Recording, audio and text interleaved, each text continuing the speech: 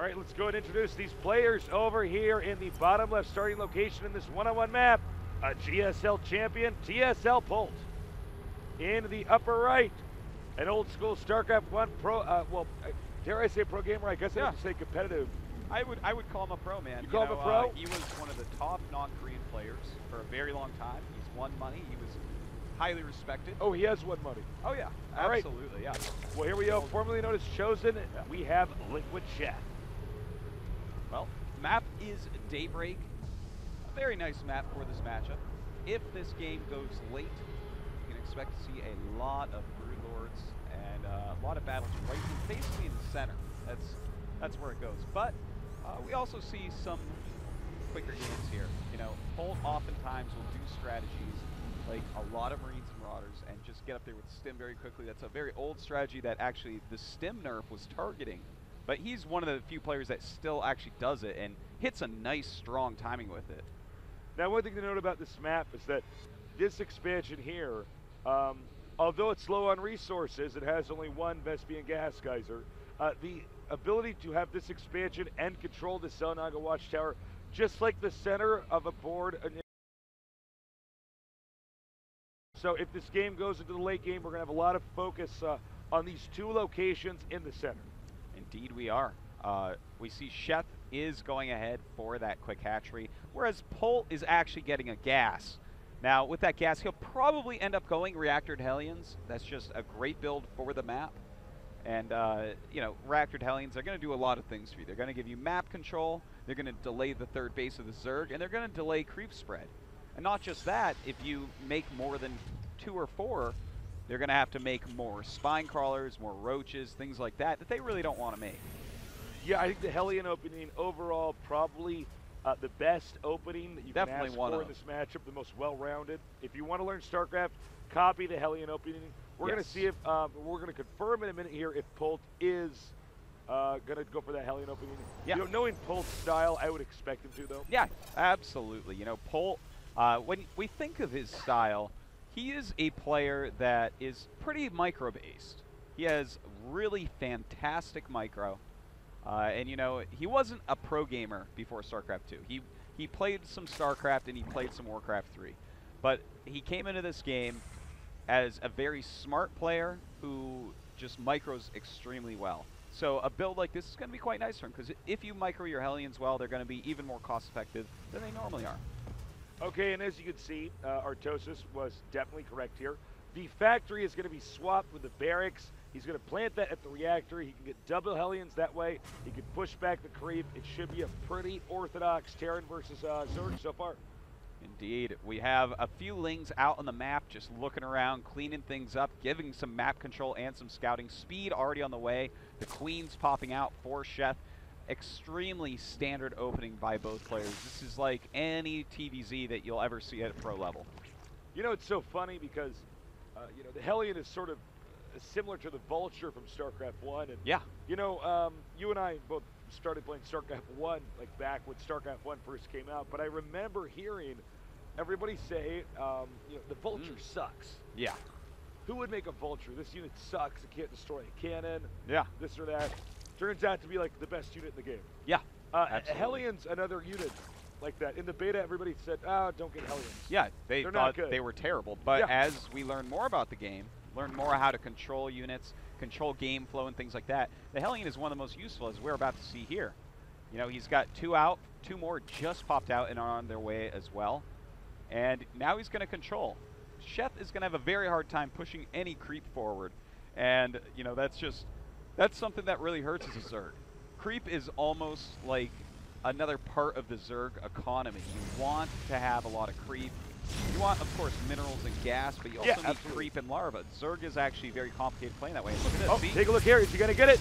Yeah, he does. Targets that down, and there you go. That's 25 energy gone from that Queen. That's 1 less creep tumor. And that's actually really painful. In fact, that was a little bit sloppy of Sheth. When he knows Hellions are out, that's just a risk. 2 Lings getting the main as well. Things already not looking good here for Sheth, as that is 2 blunders within less than a minute. Well, you know, it's good for him that he scouted it. You know, he sees what's going on. Oh, it's 3 barracks. It's not a mech build. And Looks like we got Stim on the way over here.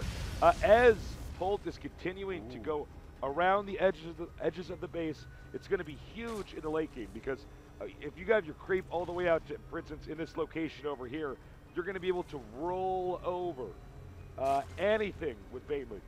Yeah. So this is such a smart late game investment here by Polt. Well, right now we actually have some weird things going on. We have 2 evolution chambers coming up, a macro hatchery, and Sheth has made a lot of Zerglings. He has a ton of lings out. And here they go. They're coming down, but they are at a bottleneck. He's got to be careful here. He does isolate one, takes it out, and he will turn around. He has managed as well to push out the spine crawler.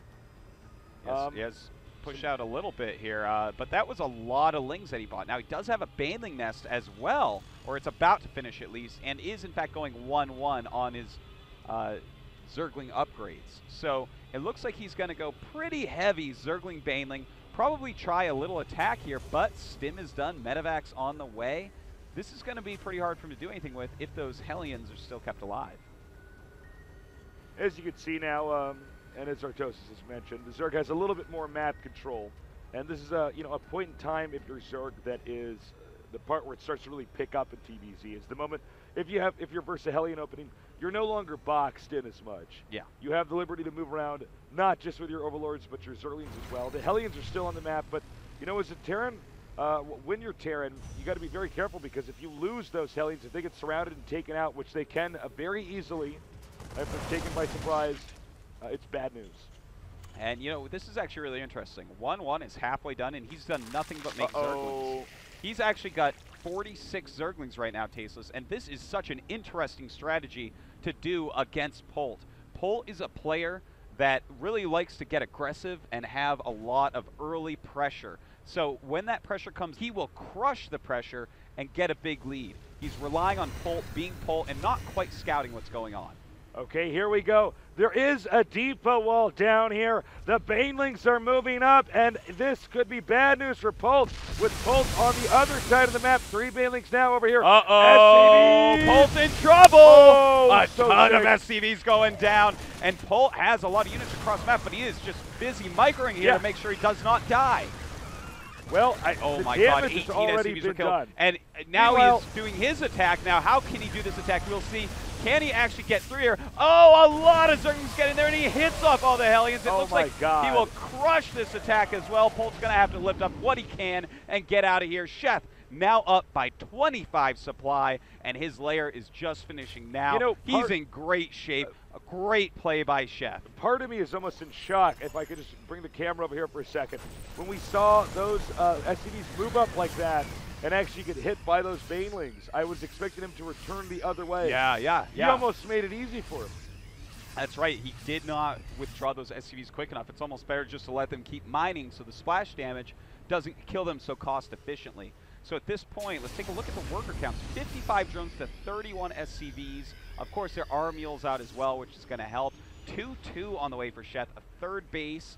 And he has a pretty big standing army as well as, he just threw up the infestation pit. Not a big surprise there.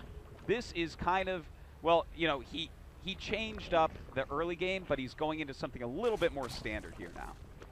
Well, Polt is definitely behind every engagement from here on out. Polt will need to win. It looks like we're about to have another one over here. Lings surrounding the Medivacs, not quite close enough to pick up in time. And he suffers a few more losses there right now. Polt in a lot of trouble. Oh, man, and he's taking another base down south right now. That is actually so cool by Sheth. He's killed off armies. He's killed off economy. He knows that with this many Lings out on the map, with these good of upgrades, he's going to be fine. He can defend absolutely everything. He's probably going to have 4 bases up in mining against 2 of Polt, as Polt is starting to try to secure that third. Well, as we can see here, Polt, his tank count is still okay. And he does have a nice spread here. When you're Terran, you want to, as you can see here, spread out your siege tanks so that it's very hard to get all the siege tanks at once. You can really take out a lot of banelings that way. But again, Sheth was such a lead. If he loses this, it's going to be very telling because really any player of even skill right now in this situation as a Zerg should pull through with this. Yeah, definitely. He's in a great spot. And in fact, his Hive is already on the way. Oh, wow. This is a pretty quick hive after such a late layer. And, well, we see him trying to go around, see what he can do, but he doesn't have to do too much right now. We're going to see him throw up an Ultros Cavern as that hive finishes. He's trying to drone up as much as possible right now, making a lot of drones. In fact, he's up to 79, which is almost where you want to be in a situation like this. Now, 2-2 is finishing. He's going to start up his 3-3, get his adrenal gland upgrades for those Zerglings, and he's just in the most fantastic shape, man. This Polt is very far behind. Even though he's only 25 supply behind, Sheth has just played this beautifully and is at a huge advantage as far as upgrades go and as far as tech goes. You know, when Zerg gets to this certain point in time in supply and drone count, they could suddenly get maxed out so quickly. Oh, yeah. It's very scary. It's one of the reasons why you want to make sure the Zerg doesn't get you behind early on. That's right. And, you know, as that hive finished, this is actually really interesting. He didn't throw up the Ultros Cavern right away, which is normally what you do because they share upgrades with Zerglings. But instead, he threw up the Spire after the hive was finished. Normally, if you want to rush right into Broodlords, you put it up at the same time. And as you put it up at the same time, it actually has the same build time, so it maps out perfectly for making those Broodlords. And of course, Broodlords are actually better units than Ultras for the most part. Oh, but yeah. Of course, as I said, the Ultras do share those upgrades. So kind of interesting by Sheth there, but he continues to make a ton of Zerglings. In fact, we got to take a look at the unit counts right now. It's complete madness. 99 drones, 127 Zerglings. Wow. My God.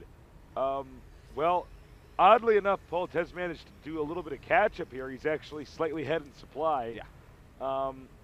But it looks like we're at the point in time where they're going to have to start the slugfest. That's right. You know, the upgrades are going to be all finished. We're going to have all the tech tree complete. Yeah. And it's going to get ugly. And Sheth is looking good. Look at that mini-map just for a second. There are red dots everywhere. He sees absolutely everything. Polt can do 0 harassment right now. Polt's in a lot of trouble. He's going to have to actually do just a very strong timing push here. By the way, guys, if you're interested in supporting Polt, he is sponsored by thehandsomernerd.com. We do sell TSL t-shirts down there, so any money you buy or any money you spend there does go to support that team. And it looks like, wow, this is a shocking move, actually. Well, he's going to use up these Zerglings, burning a lot of them away, and actually does end up having to run. Of course, with Medivacs there, Zergling's not going to be nearly as effectual. But now he has a lot more Zerglings on the way, as well as some Infestors, and that Greater Spire is almost done, Tasteless. It certainly is, Artosis. Looks like we have the 5th base now, the positional base on the map being acquired. Meanwhile, Ling's moving out here, but, well, let's nice take a look here. Counterattack. I mean, there's a depot in the way, which is going to make it a little bit harder to get anything done, especially that siege tank up there. But if he can make Polt turn around, that's great. Well, he can't. Polt is just going for it right now. A good move. I love that siege up. That's going to really prevent any Zerglings from hurting him. But look at this. Countering at the 3rd base is Sheth. Oh, man, killing off more SCVs. These are SCVs that Polt just cannot lose right now. Meanwhile, up here, the hatchery will most certainly be destroyed. I don't know if Polt's force can be stopped, by the way, for taking out this base over here or this base over here. Well, there are Broodlords on the way. I'm not sure exactly where. There they are. You found them, Tasteless. Played Where's Waldo with big floating cocoons. And, you know, his army right now, it's a good army. Polt is. It's very strong. He's still got a lot of supply, but he has no anti-Broodlord. He's got the Broodlords out, but I don't know if it's going to be enough time. I mean, look, he should get the hatchery unless I really he's definitely going to get that one, I would say. But that leaves it 3 base versus 3 base, and with that Broodlord tech, I'm actually liking this for Sheth still. Those Broodlings, let's not forget, do share upgrades with Zerglings as well, so 3-3 Broodlings actually are nothing to laugh at. Interestingly enough, I like this. The tank's sort of getting in the way of the Zerglings here. He's Big fungal growth. Beautiful. And it looks like this entire army will be cleaned up, including some Medivacs. Okay, Sheth is in great shape. If that army had gotten away, yeah, that would it'd be a different story. Absolutely. No, the planetary hasn't been made here yet. Just now starting. Polt is so good. The fact that he still has a 4th base with the way this game has looked so far, that is absolutely amazing. And, of course, it looks like Sheth wants to start getting a little bit more aggressive. But 4 Medivacs on the way. This is how you deal with Broodlords. Yes. You just avoid the confrontation and go elsewhere. They're very slow, sluggish units. Going over here towards the main. Oh, wow. Sheth actually is really well defended. And, well, not a negative in this case. We have a planetary coming up here. And I don't know, man. I rate my own material. I got nothing. I guess he accidentally hit plus. So he really has nowhere to drop this big medevac army that we have up here, which is going to be very difficult. Yeah. I'm actually surprised to see Sheth expanding here. This really indicates that Sheth he's just making hatches everywhere, man. He actually wants to just eat up these resources before his opponent inevitably will expand there. Well, looks like he wants to drop anyways, just flying past those spine crawlers. No anti-air up here to deal with these medevacs, and that's going to be a little bit difficult. The banelings still don't have speed as well, a little bit surprising. But it looks like Sheth will be able to clean this up with about a bajillion searches. I am so shocked to see that he actually dropped this. You just don't do that when you see Zerglings on the low ground. Polt in a lot of trouble right now. But the Greater Spire taking that up, there's something. If he can snipe that, it's worth basically his entire army cases, and he's going to snipe that in mere for sure, and he takes it out. Down it goes. Now this drop will be cleaned up, and Sheth's still in a great spot. But how many Broodlords does he have? Let me take a look-see. It looks like he's going to have a total of 9 after that last one finishes up. And will that be enough? We do have Vikings being made, Thors as well, so it's basically going to be Vikings, Marines, and Thors trying to target those down. But of course the siege tanks are going to have to cover them without doing too much splash damage. You got that right. And let me actually check Spinnertosis. Give me 1 second. Okay. He doesn't know. He has no idea this is you wouldn't expect that. Of course. But that's a pretty big deal in this situation here. Well, it's almost a placeholder, so Polt can't expand there. No drones. I know, right? At least the creep will be there after the hatch is destroyed. Okay, we have attacks on 2 fronts. He's pushing the planetary. Meanwhile, the expansion over here. That expansion is definitely going to go down. It's going to go down. Meanwhile, a lot of fungals being thrown. Very nice fungals so far. Of course, the Thors want to target down any corruptors so that the Vikings can actually fight against the Broodlord. But it looks like Sheth may, in fact, have too much, does he? But, his ground forces have diminished to nothing here. What? Indeed, he actually manages to. Looks like just barely take out the expansion with the infested Terrans here. Not enough SCVs to repair, but meanwhile over here in the center right, this expansion goes down as well. A lot of locations being traded. The planetary finds sometime for the so the Broodlords cannot push too much further.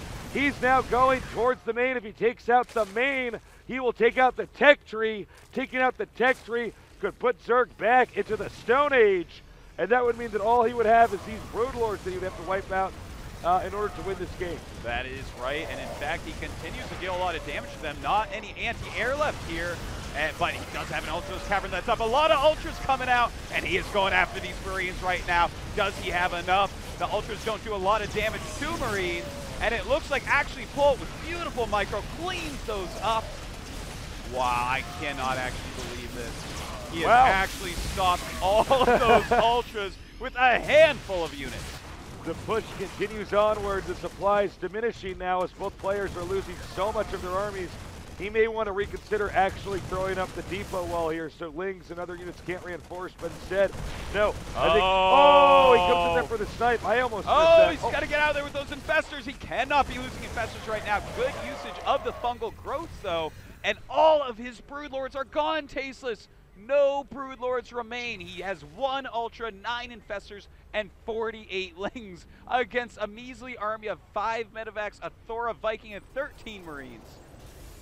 Looks like we have the Zerg now pushing on towards Polt's 3rd base. This is Polt's real only source of income. The infestors here ready to fungal, and in fungal they already have it back.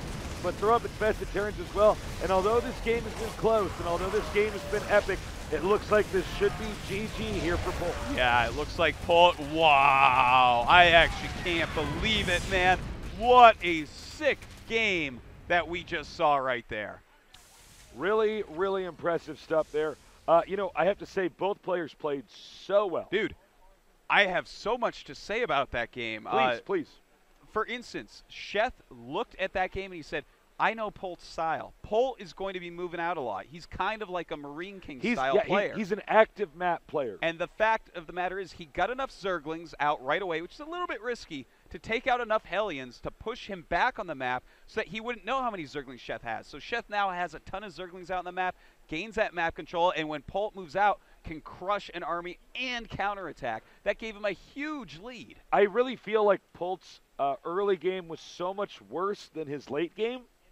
You know? Yeah. When I saw the SCVs literally play tag with those Banelings, just run in there. He didn't even split them up. It's like he wasn't even watching at that moment. And from there, Polt's so behind. Yes, Polt's efforts were valiant, but it was not enough to deal with Sheth's excellent late game. We're going to take a quick commercial break, but when we come back, we're going to have game number 2 here between Polt and Sheth.